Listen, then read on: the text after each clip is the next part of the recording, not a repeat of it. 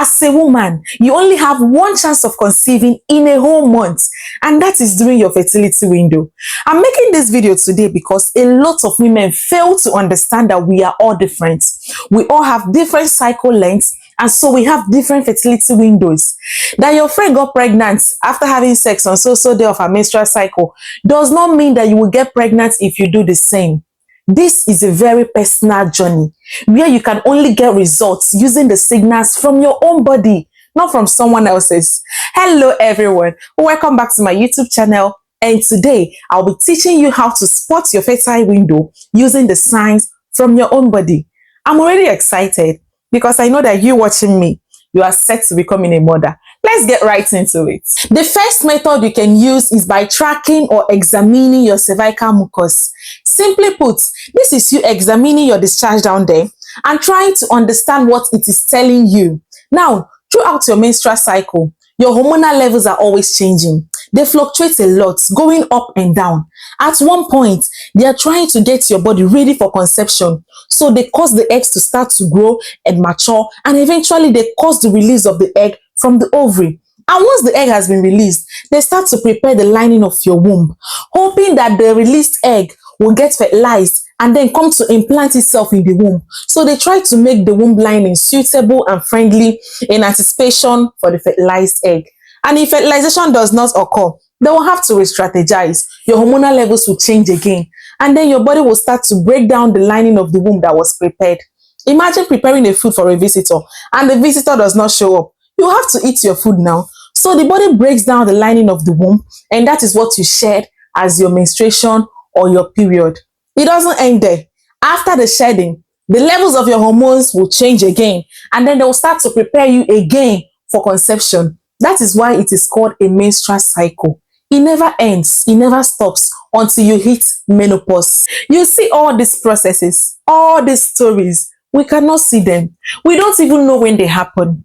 This is where the cervical mucus comes in. It acts as a spy, telling us what exactly is happening in there at each point in time, even when we cannot see it.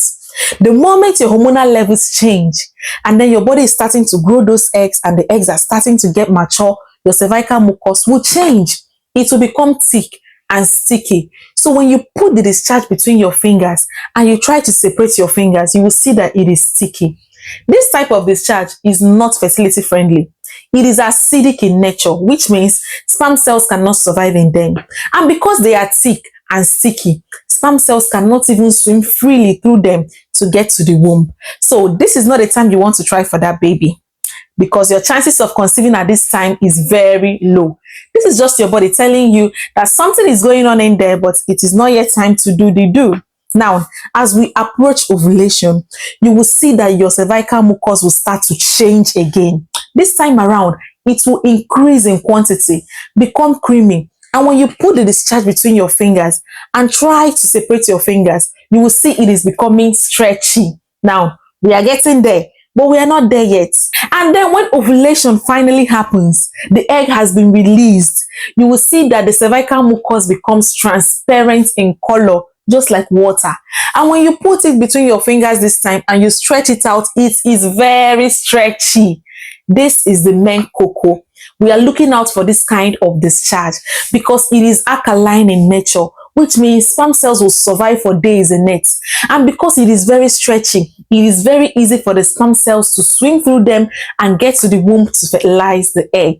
This is what we are looking out for. I know some of you are already thinking about how to get the cervical mucus and test it so that you know what stage of your menstrual cycle you are in. Don't worry, I will tell you. The first thing you need to do is to wash your hand thoroughly with soap and water. Then make sure your fingers are short and clean.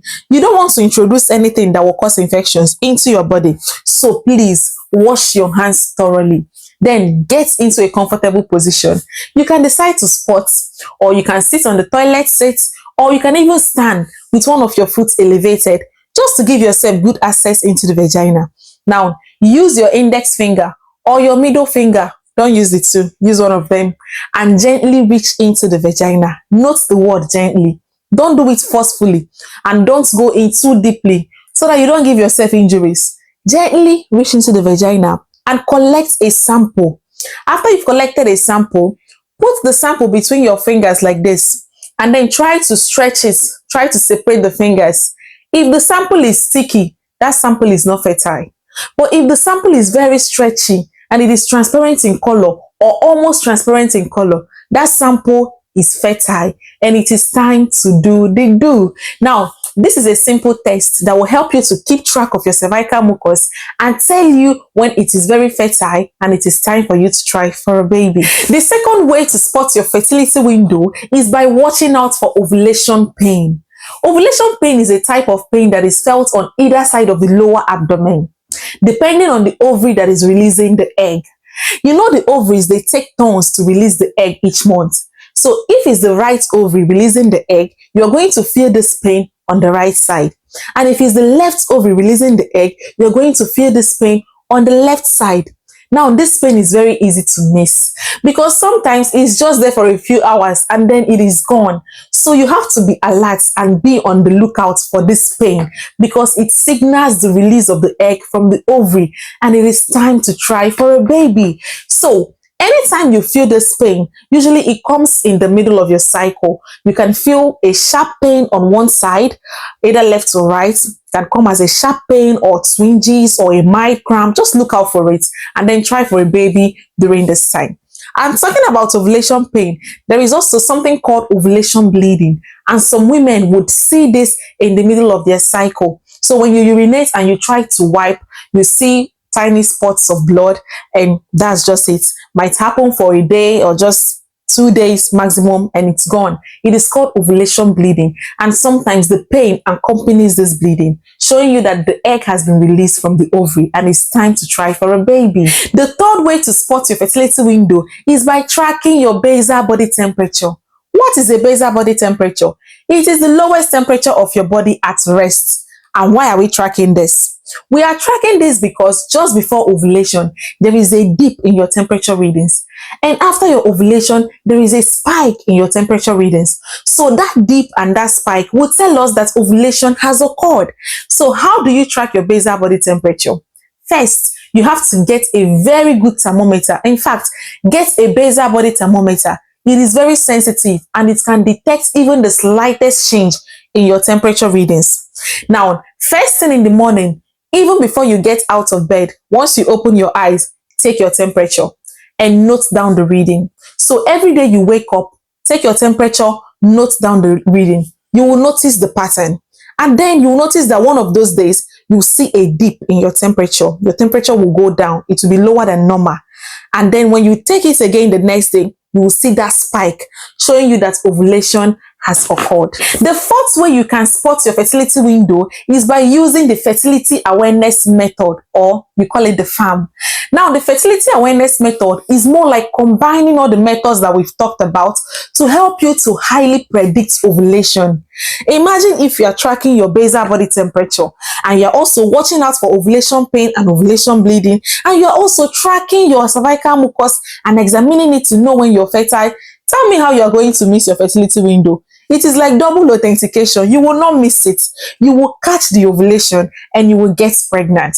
So it is highly advised that you use the FAM to predict when you are going to ovulate so that you can try for that baby. The last thing I want to talk about is using the ovulation predictor kits, the OPKs. These are kits or home tests that will tell you when you're about to ovulate and when you should start trying for a baby. They come in two forms mostly. It can be digital or non-digital. So you can do this from the comfort of your home. It is very easy to do and very easy to use. So you test using your urine. And when you test and you get a positive, it means that ovulation is about 12 to 36 hours away and you should start baby dancing. But if you test and you get a negative, you have to keep testing until you get a positive, then you try for a baby. Now, I'm going to make a separate video on ovulation predictor kits and then show you the different types and teach you how to properly test and interpret your results. Have you clicked on that subscribe button?